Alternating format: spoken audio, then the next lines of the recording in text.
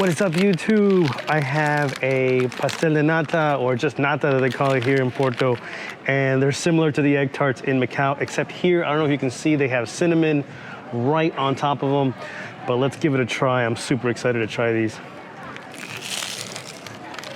I think the cinnamon makes a fantastic addition to this. If you haven't tried it with cinnamon, I urge you to try it. It's so good. Anyways, I have a lot planned for us today. I've got a lot of information and a lot of beautiful sights to see. Let's go.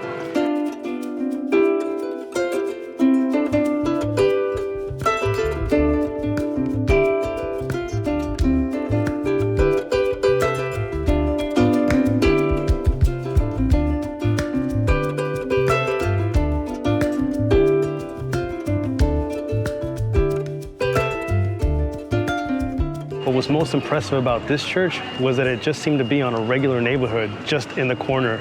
You can see it's highly decorated with these blue tiles, which I'll tell you guys more about later. But the whole face of it and the whole side of it is just completely decorated.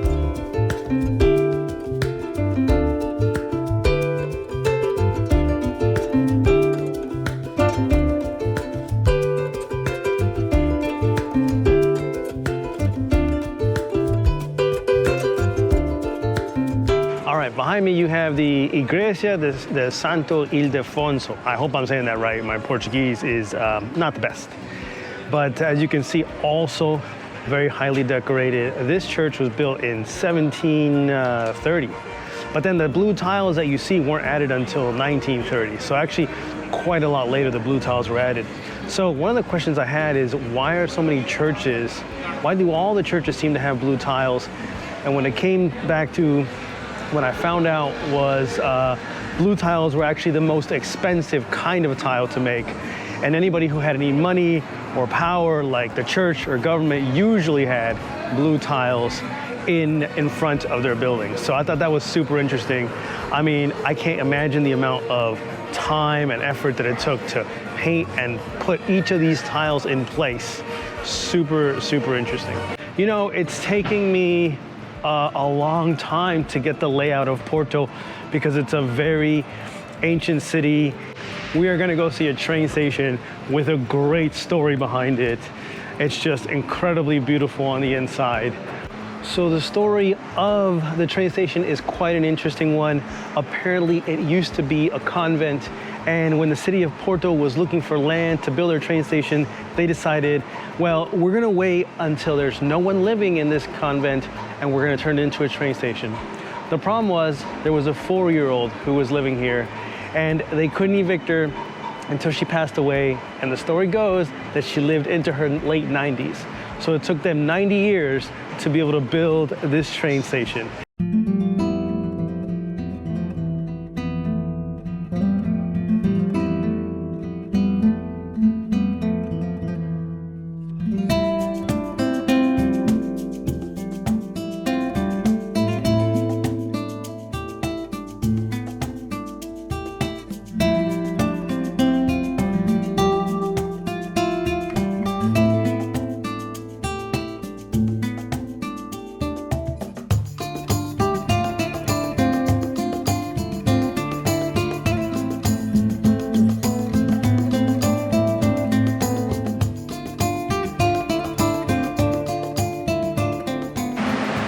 Guys, as you can see, we are now inside of the train station, and it actually leads into what looks like a tunnel behind me. And that looks like it goes under the city, so it might have been a tunnel through to create this train station. But the main hall of the train station, incredibly beautiful. The blue tiles, even tiles that have been colored. It's just, there's a lot of detail. And one of the things that I learned was that they actually paint the tile, they number them, and then they put them up.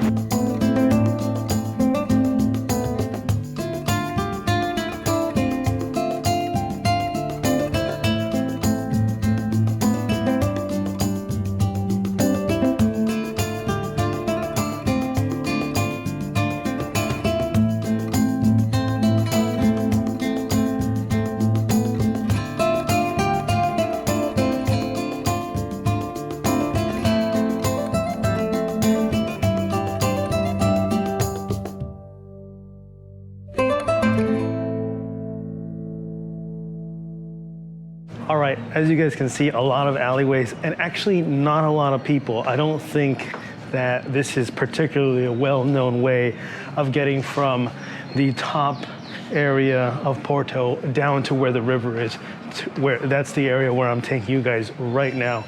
I think we're really, really close. As you can see, these winding streets, even I am not 100% sure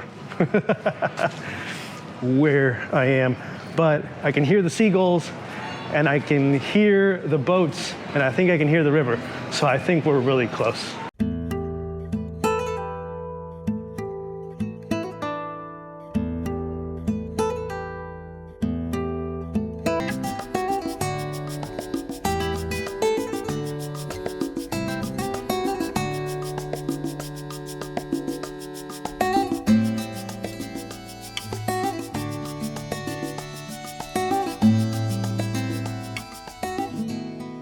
I am trying to find this clock tower. I want to show you guys that because I think it really stands out, especially when I was seeing it from across the river. That's why I want to show it to you guys. All right, guys, we made it to the clock tower. I'm gonna see if I can get most of it in here because it's just so tall. 70 meters tall.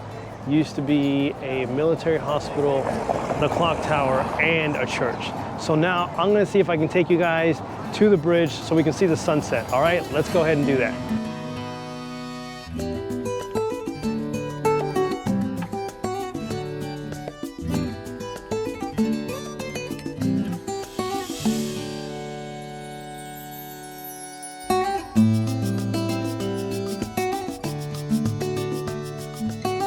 All right, everyone, we made it to the bridge. As you can see behind me, oh, I actually don't even want to look. It is so high up. It's actually kind of terrifying how high up we are. I'm glad we made it. I'm gonna go try to catch a fantastic sunset for you guys. It's such a beautiful place, such an amazing thing to see. Every corner, every street that you go over, there's something amazing. The food has been fantastic. I got a couple more days in Porto. If you guys have any questions, have you guys been to Portugal? Would you like to come to Portugal? Has now that I've made this video, has it made the bucket list? Because it certainly should. I think it's a fantastic place. As always, don't forget to like and subscribe, and I will see you guys next time. Bye-bye.